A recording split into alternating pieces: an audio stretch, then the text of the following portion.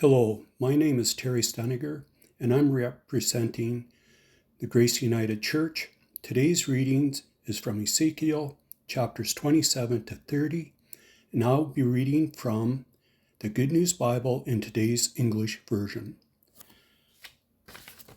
The Lord said to me, "Mortal man, sing a funeral song for Tyre, that city which stands at the edge of the sea and does business with the people living on every sea coast. Tell her what the sovereign Lord is saying. Tyre, you boasted of your perfect beauty. The home is the sea. Your builders made you like a beautiful ship. They used fir trees from Mount Hermon for timber, a cedar from Lebanon for your mast. They took oak trees from Bashan to make your oars. They made your deck out of pine from Cyprus and inlaid it with ivory. Your sails were made of linen, embroidered linen from Egypt, easily recognized from afar. Your awnings were made of the finest cloth, of purple from the island of Cyprus. Your oarsmen were from the cities of Sidon and Arvad, and your skillful men were the sailors. The ship's carpenters were well-trained men from Byblos. Sailors from every sea-going ship did business in your shops. Soldiers from Persia, Lydia, and Libya served in your army. They hung their shields and their helmets on your barracks, and they are the men who won glory for you. Soldiers from Arvad guarded your walls, and men from Gamad guarded your towers. They hung their shields on your walls. They are the men who made you beautiful. You did business in Spain, took silver, iron, tin, and lead in payment for your abundant goods. You did business in Greece, Tubal, and Meshes, and traded your goods for slaves and for articles of bronze. You sold your goods for workhorses, war horses, and mules from Beth Togarmah. The people of Rhodes traded with you. People of many coastal lands gave you ivory and ebony in exchange for your goods. The people of Syria bought your merchandise and your many products. They gave emeralds, purple cloth, embroidery, fine linen, coral, and rubies in payment for your wares. Judah and Israel paid for your goods with wheat, honey, olive oil, and spices. The people of Damascus bought your merchandise and your products, paying for them with wine from Helbon and wool from Sarah. They traded wrought iron and spices for your goods. The people of Dedan traded saddle blankets for your goods. The Arabians and the rulers of the land of Kedar paid for your merchandise with lambs, sheep, and goats. For your goods, the merchants of Sheba and Ramah traded jewels, gold, and the finest spices.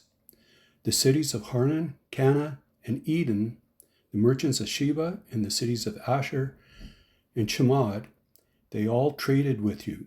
They sold you luxurious clothing, purple cloth, and embroidery, brightly colored carpets, and well-made cords and ropes. Your merchandise was carried in fleets of the largest cargo ships. You were like a ship at sea, loaded with heavy cargo. When your oarsmen brought you out to sea, an east wind wrecked you from the land. All your wealth of merchandise, all your sailors and your crew, your ship's carpenters and your merchants, and every soldier on the board of the ship, all were lost at sea. When your ship was wrecked, the shouts of the drowning sailors echoed on the shore. Every ship is now deserted, and every sailor has gone ashore. They all mourn bitterly for you. Throwing dust in their heads and rolling in ashes, they shave their heads for you and dress themselves in sackcloth. Their hearts are bitter as they weep. They chant a funeral song for you. Who can be compared to Tyre? To Tyre, now silent the sea. When your merchandise went overseas, you filled the needs of every nation. Kings were made rich by the wealth of your goods. Now you are wrecked in the sea. You have sunk to the ocean depths. Your goods and all who you worked for have vanished with you in the sea.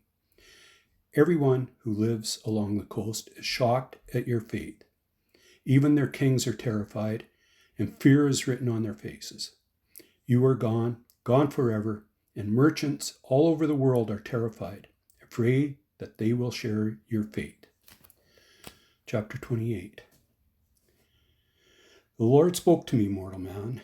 He said, "Tell the ruler of Tyre what I, the sovereign Lord, am saying to him. Puffed up with pride, you claim to be a god. You say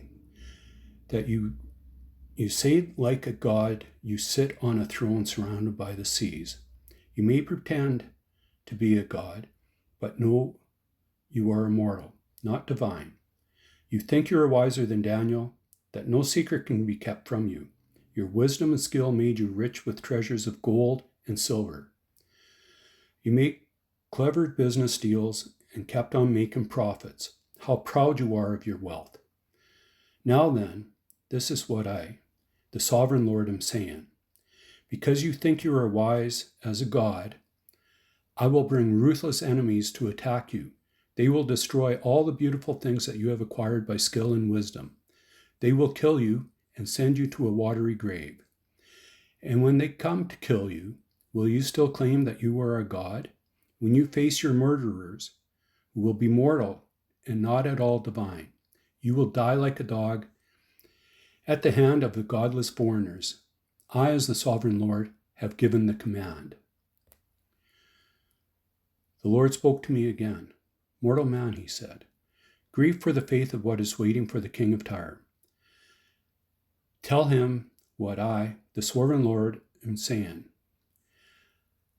You were once an example of perfection. How wise and handsome you are. You lived in Eden, the garden of God, and wore gems of every kind, rubies and diamonds, topaz, beryl, carnelian and jasper, sapphires, emeralds, and garnets. You had ornaments of gold. They were made for you on the day that you were created. I put a terrifying angel there to guard you. You lived on my holy mountain, walked among sparkling gems. Your conduct was perfect from the day you were created until you began to do evil. You were busy buying and selling, and this led you to violence and sin. So I forced you to leave my holy mountain, and the angel who guarded you drove you away from the sparkling gems. You were proud of being handsome, and your fame made you act like a fool. Because of this, I hurled you to the ground and left you as a warning to other kings.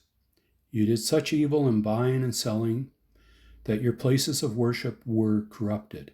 So I set fire to the city and burned it to the ground.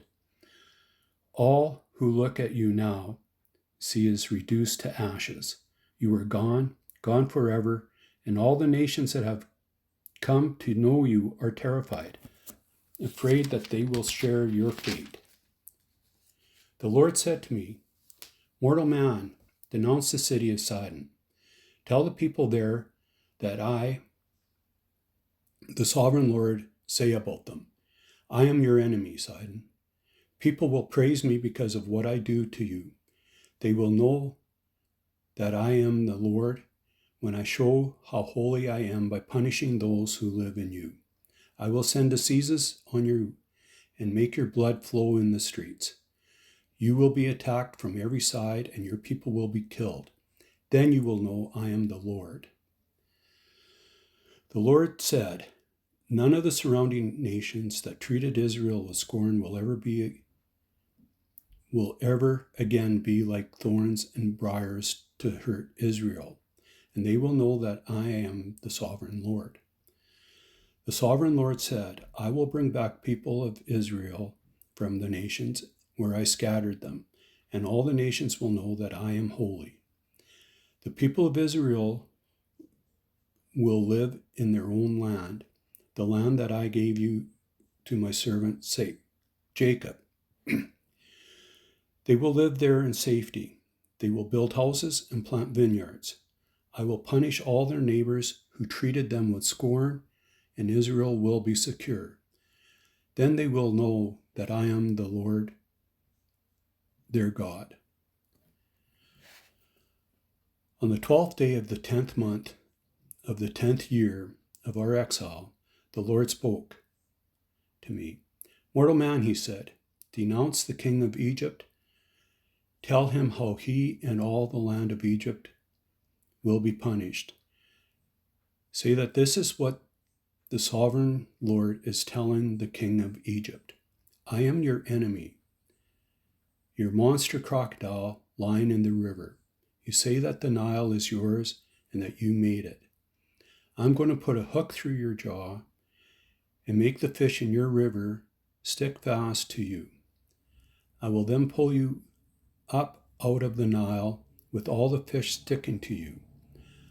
I will throw you and all those fish into the desert.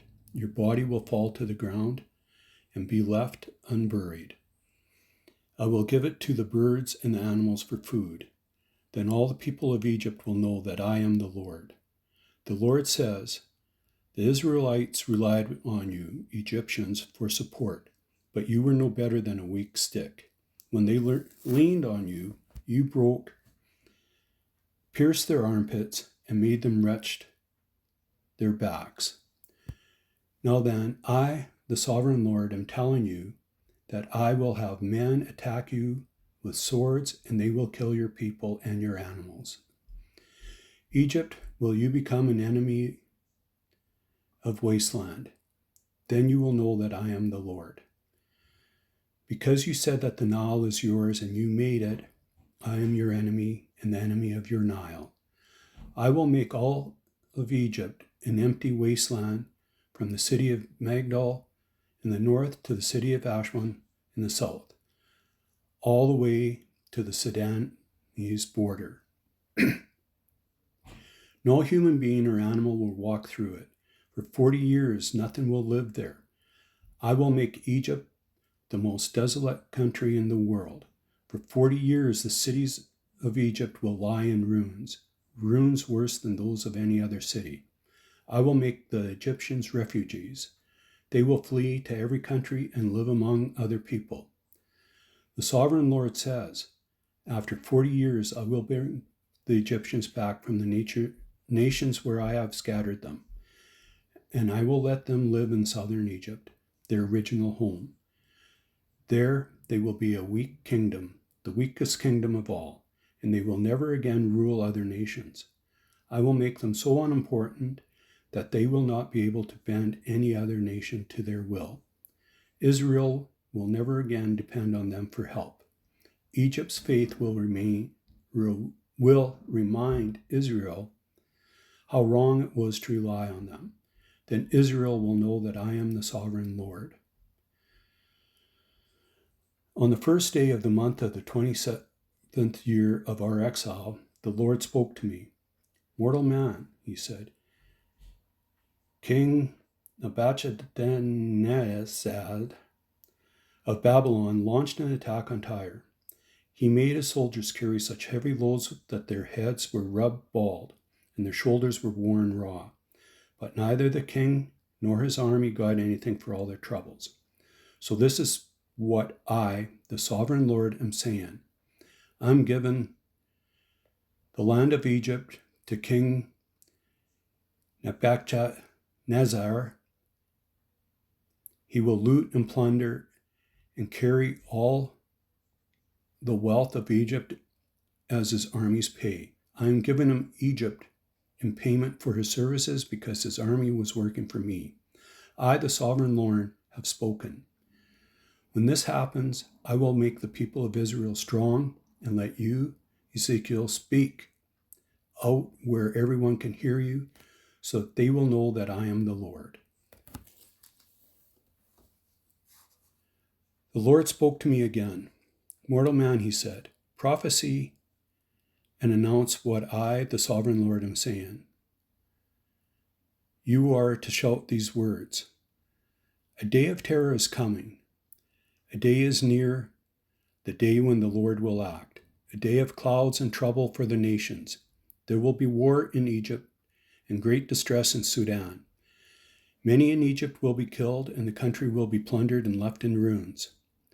That war will also kill the soldiers hired from Sudan, Libya, Lydia, Arabia, Cud, and even from among my own people. The Lord says, from Migdol in the north to Ashwan in the south, all Egypt's defenders will be killed in battle. Egypt's proud army will be destroyed. I, the sovereign Lord, have spoken. The land will be the most desolate in the world, and its cities will be left totally in ruins. When I set fire to Egypt, and all her defenders are killed, then they will know that I am the Lord. When the day comes and Egypt is destroyed, I will send messengers and ships to arouse the unsuspecting people of Sudan, and they will be terrified. That day is coming. The sovereign Lord says, I will use King Nebuchadnezzar of Babylon to put an end to Egypt's wealth. He and his ruthless army will come and devastate the land.